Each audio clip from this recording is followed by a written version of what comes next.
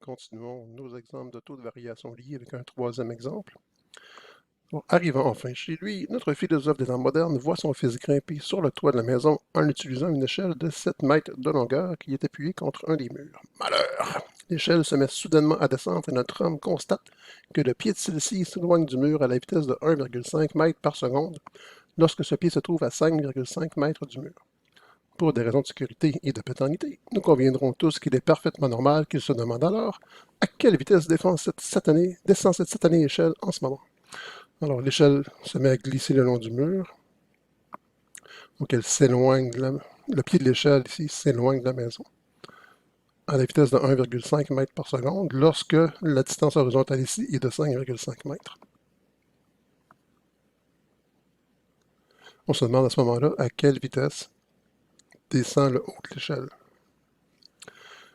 Donc ici, il n'y a pas de triangle semblable parce que, évidemment, quand la hauteur sera ici, la distance ici, mon hypoténuse n'aura pas la même orientation, je n'aurai pas de triangle semblable. Mais par contre, il y a une dimension qui reste constante, qui est la longueur de l'échelle ici.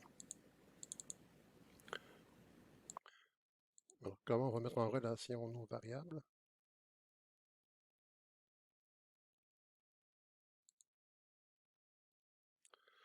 Bien, comme il y a une dimension qui reste constante, qui est la longueur ici de l'échelle, ben, je vais pouvoir utiliser le théorème de Pythagore.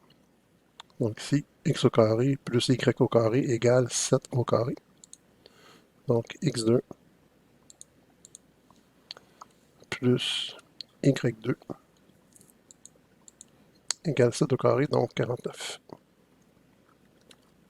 Alors, ma première étape est déjà réalisée. J'ai mis en relation les deux variables en présence. Je dérive maintenant par rapport au temps. Alors, la dérivée, en fait, normalement, on dérive toute l'équation. On peut y aller morceau par morceau. Donc, la dérivée de x2, c'est 2x par rapport à x. Et comme x dépend du temps, je dois ajouter fois dx dt. Parce que le problème n'est pas statique.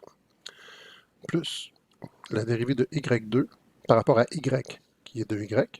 Comme y dépend du temps, je dois ajouter fois dy dt égale la dérivée de 49 qui est 0. Dérivée de 49 par rapport au temps qui est 0. Parce que ça ne change pas. D'accord. Maintenant, on peut déjà isoler le taux cherché. Ce qu'on nous demande, c'est à quelle vitesse l'échelle va vers le sol. Donc, c'est dy dt qu'on cherche. Donc, dy dt égale. Je pourrais envoyer la quantité qui est ici de l'autre côté et diviser par 2 par la suite. J'obtiendrai donc, par 2y en fait, j'obtiendrai donc moins x sur y, facteur de dx dt. Si on remplace par nos données particulières, au moment où on s'intéresse au problème, quel est ton x? Oui, on s'intéresse au problème lorsque le pied de l'échelle est à 5,5 mètres du mur. Donc x vaut 5,5. Je vais revenir sur y tout à l'heure. Connaissons-nous dx, moins 5,5 ici, parce que c'est moins x. Connaissons-nous dx dt? Bien, le pied de l'échelle s'éloigne du mur à 1,5 mètres par seconde. Là, il faut faire attention, c'est pas parce qu'on va vers la gauche que c'est négatif.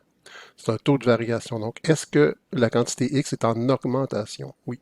La longueur x est en croissance, donc la dérivée est positive. C'est donc la dérivée vaut 1,5. Donc, dx dt vaut ici 1,5. Maintenant, y, au moment où on s'intéresse au problème, on ne nous dit pas dans le texte à ce moment-là. Donc, lorsque le pied d'échelle est à 5,5 mètres du mur, on ne lui donne pas la hauteur. Mais on peut la trouver par notre relation première qui est Pythagore. Donc, si je veux trouver y, je peux l'isoler dans l'équation qui est ici. Et j'aurai la racine carrée de 49 moins la valeur du x à ce moment-là qui est 5,5 au carré. Et quelles seront mes unités? Ben, y est en mètres, t est en secondes. J'aurai donc des mètres par seconde. Donc, ça va nous donner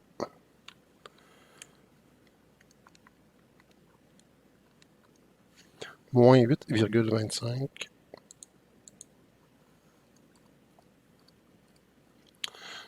sur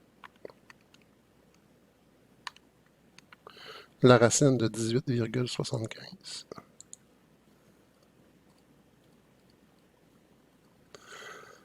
Mètres par seconde. Ou avec une approximation numérique ici.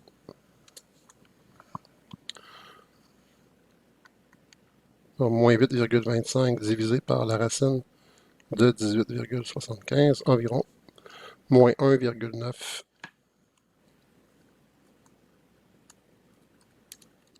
mètres par seconde.